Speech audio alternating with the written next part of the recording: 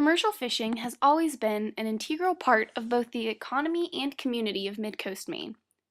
It constitutes a large part of Maine's history and is a key source of income for its coastal inhabitants. The first fishermen in Maine were Native Americans who fished salmon and trout.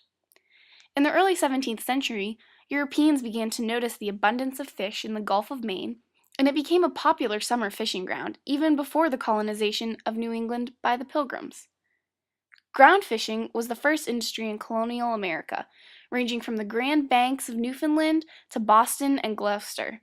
And the first permanent settlements in Maine were fishing stations like Monhegan and Matinicus Islands. The ground fishing industry includes the catch of cod, haddock, pollock, and other fish species that live on or near the ocean floor. In early ground fishing, small boats fished out of local harbors with hooks and lines.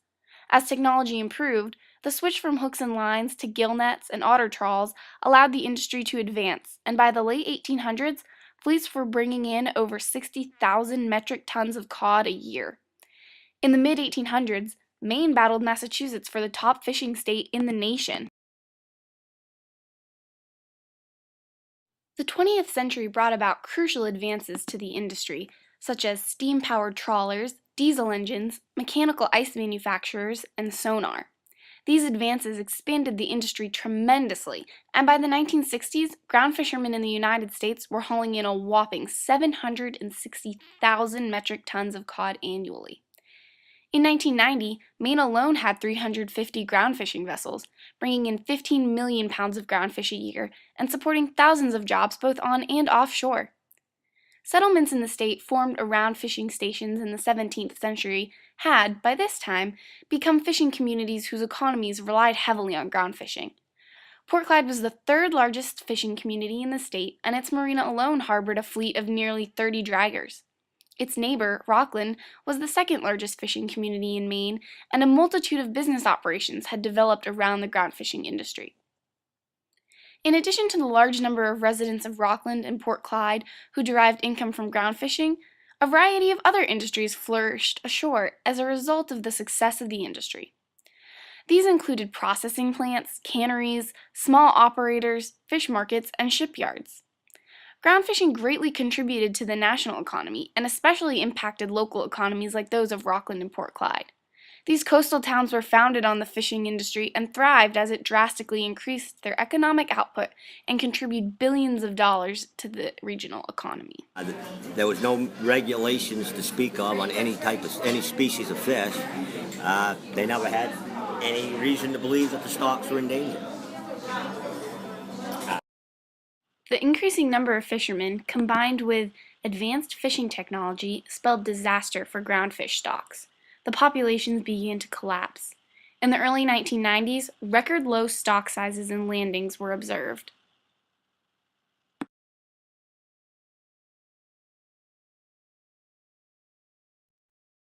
By the 1990s, the threat of the consequences of overfishing and pressure from environmental groups prompted the government to begin implementing management steps in the form of days at sea quotas, pounds of fish quotas, and restrictions on gear used on vessels. Government regulations began by implementing quotas for individual boats. Initially, boats were given the option to prove their number of days at sea by providing documentation from 3 consecutive years, which would then be averaged out to determine the boat's allotted number of days. If this prospect seemed too time-consuming, fishermen could opt to be placed in the general category, in which they would be allotted a specific number of days at sea decided by the government. For those boat owners who opted to join the general category, the number of allotted days was set at 190 a year. However, within 5 years, that number would drop to 88, and by 2005, it would be cut almost in half to 45 days a year. Allowable catch limits and restrictions on mesh size were also imposed. I used to catch 25,000 pounds in 3 days codfish. They regulated me down. I could catch 500 a day. So it ruined me.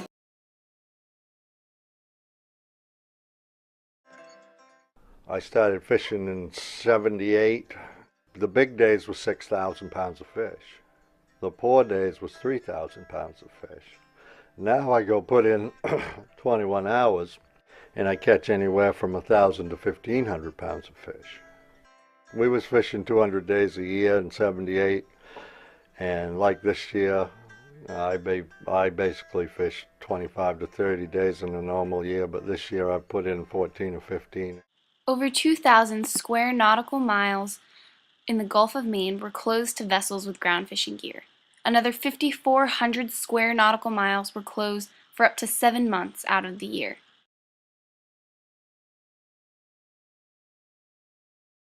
These guys started looking at this and saying, wow, how the hell, how are we going to survive? We can't do this. We can't do this.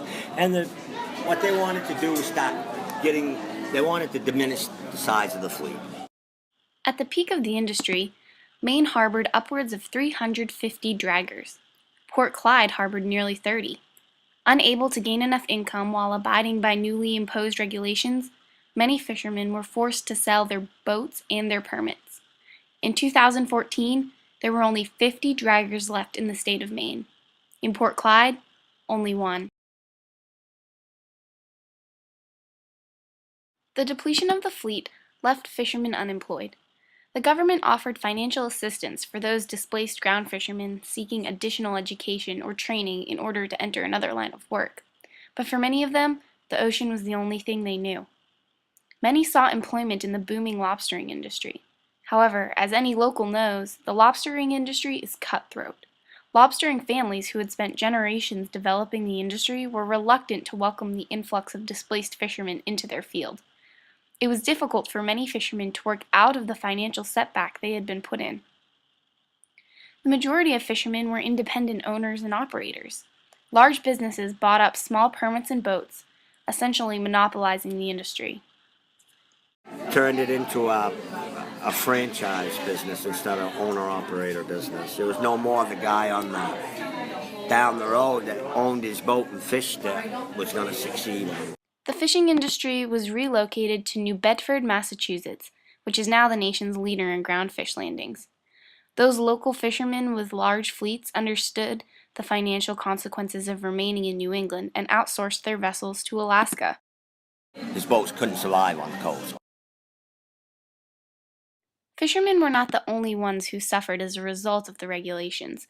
Small operators and docks up and down the coast shut down. Processing plants went out of business. The large concrete building that was once Stinson's Cannery in Rockland remains vacant. Maine only has one remaining cannery. From the 1990s to 2014, the amount of money generated by Maine's ground fishing industry decreased by over $330 million, a 98% deficit. An industry that once pumped billions of dollars into the regional economy faded away, taking with it jobs and businesses alike. In 2012, Maine's ground fishing industry was declared a federal disaster. Regulations on the ground fishing industry still continue. In November of 2014, the federal government announced that it would be implementing additional cutbacks on the allowable catch of codfish per year, reducing it by 97% to 200 pounds a year. For the 50 remaining Maine residents with ground fishing permits, this will, says the general manager of the Portland Fish Exchange, pull the rug out from under them and put them out of business. The National Oceanic and Atmospheric Administration announced that it would provide $32.8 million in aid to struggling fishermen and their families in order to help combat the financial hardships they have been facing since the regulations began. Give a man a fish and you feed him for a day. Teach a man to fish and you feed him for a lifetime. For the fishermen of New England, this saying did not ring true. In the face of the loss of the industry they thought would be theirs forever, both they and their local economies suffered.